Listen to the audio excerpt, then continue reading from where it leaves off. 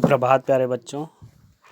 आज मैं विनीत पांडे आप सभी के लिए आपकी वसंत की बुक का 10वां पाठ झांसी की रानी लेकर उपस्थित हूँ। इस पाठ में अब तक आप 2 भाग इसका देख चुके हैं। आज ये तीसरा भाग आप सभी लोग देखिए। Page number 72। अनुनय विनय नहीं सुनता है बिकट फिरंगी की माया, व्यापारी बन दया चाहता था जब यह भारत आया।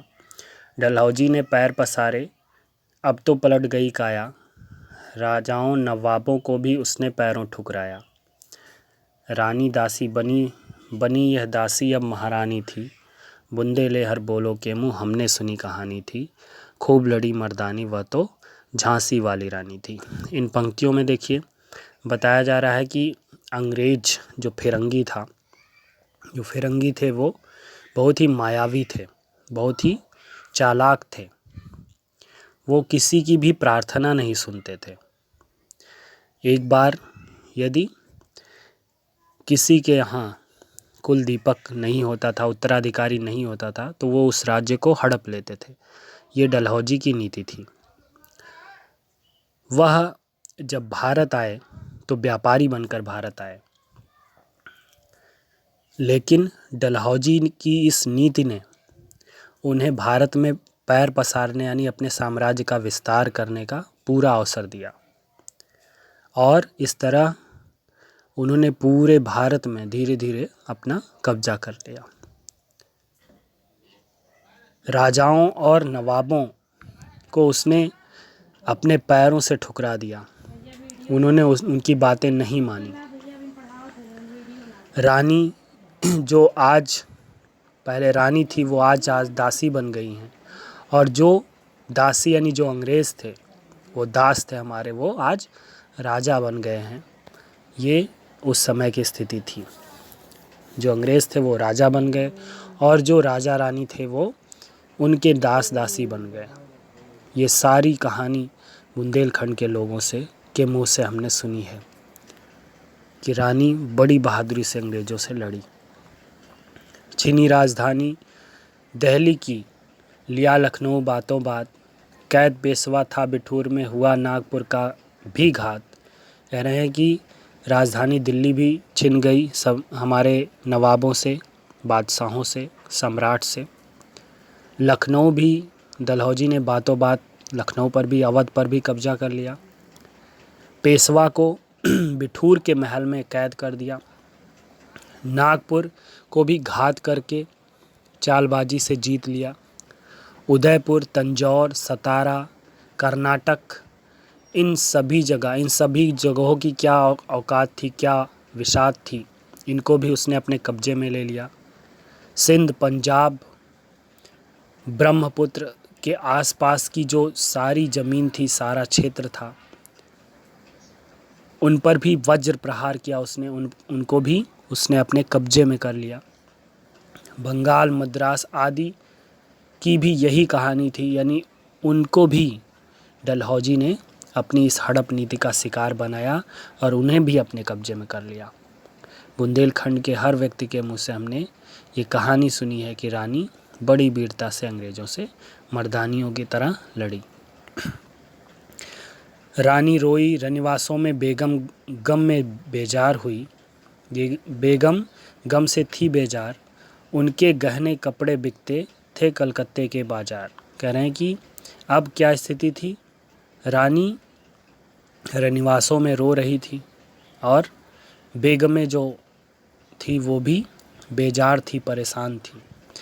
उनके गहने, उनकी स्थिति इतनी दुखद थी कि उनके गहने और कपड़े सब कलकत्ते के बाज़ार में नीलामी में बिक जाते थे। कौन कर रहा था ये सब? अंग्रेज़ों द्वारा करवाया जा रहा था। और अंग्रेज़ अपने अखबारों में ये सारी नीलामी सरेआम छापते थे। नागपुर के जेवर ले लो, कैसे छापते थे? नागपुर के जेवर ले लो, लखनऊ के नौलखा हार, और क्या ले लो?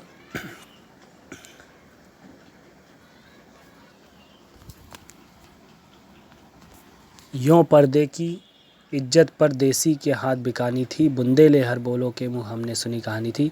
कह रहे हैं कि इस प्रकार नीलामी करके जो पर्दे में रहने वाली हमारे यहाँ के स्त्रियाँ हैं, रानियाँ हैं, उनकी भी बेइज्जती की उन्होंने, इज्जत भी उछाली, है ना। ये सारी इज्जत विदेशियों के हाथ बिक गई थी।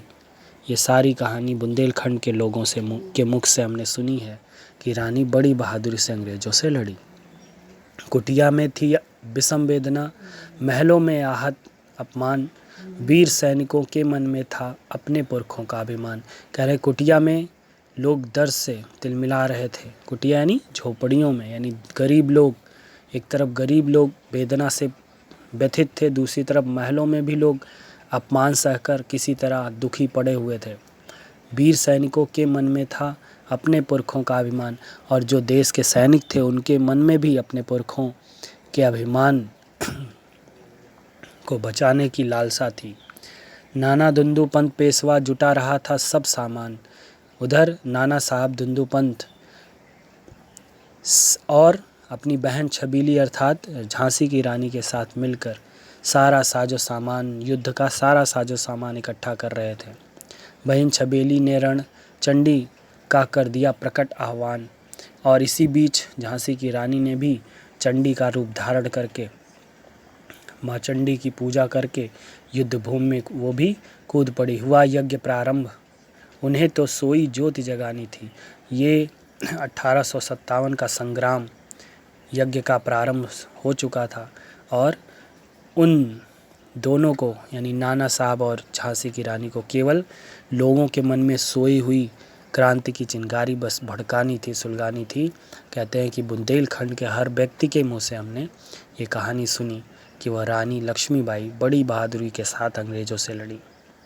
महलों ने दी आग, झोपड़ी ने ज्वाला सुलगाई थी, यह स्वतंत्रता की चिंगारी अंतरतम में आई थी। झांसी चेती, दिल्ली चेती, लखनऊ लपटें छाई थी, मेरठ, कानपुर, पटना ने भारी धूम मचाई थी। कह रहे हैं कि महलों यानी अमीरों महलों ने, राजाओं के महलों से ये आग निकली, और झोपड़ियों ने ये ज्वालाएं सुलगाई, यानी ये क्रांति की ज्वाला झोपड़ियों तक पहुंची। उन्होंने भी इसमें बढ़ चढ़ कर हिस्सा लिया, यानी गरीबों ने भी इसमें बढ़ चढ़ कर भाग लिया। ये स्वतंत्रता की चिंगारी अंतरतम में आई थी, और ये स्वतंत्रता की चिंगारी सभी के अंतरतम यानी हृदय में आ गई थी कि हमें अब किसी भी तरह से अंग्रेजी शासन से स्वतंत्र होना है।